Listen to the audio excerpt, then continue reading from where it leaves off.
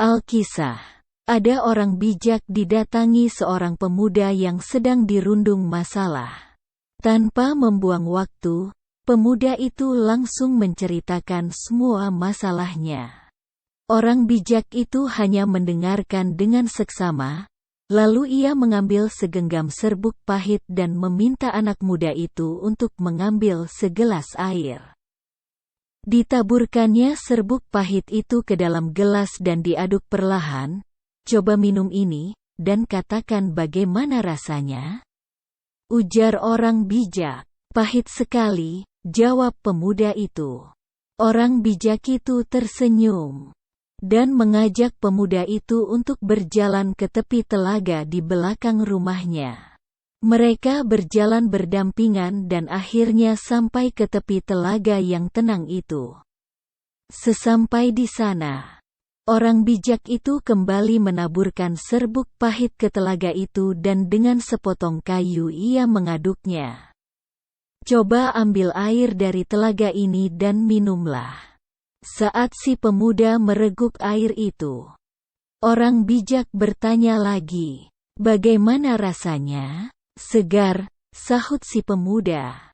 Apakah kamu merasakan pahit di dalam air itu? Tanya orang bijak. Tidak, sahut pemuda.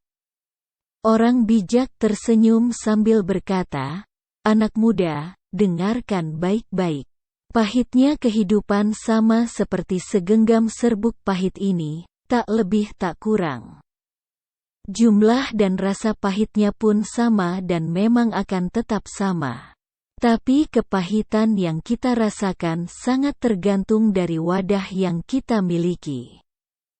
Kepahitan itu akan didasarkan dari perasaan tempat kita meletakkannya. Jadi saat Anda merasakan kepahitan dan kegagalan dalam hidup, hanya ada satu yang dapat Anda lakukan. Lapangkanlah dadamu.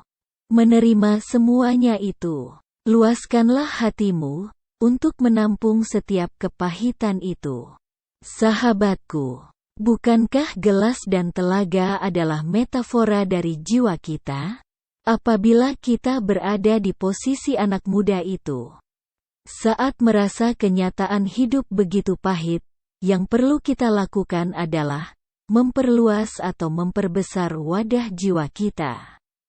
Dalam hidup terkadang kita temui orang-orang yang membuat hati kita tersakiti.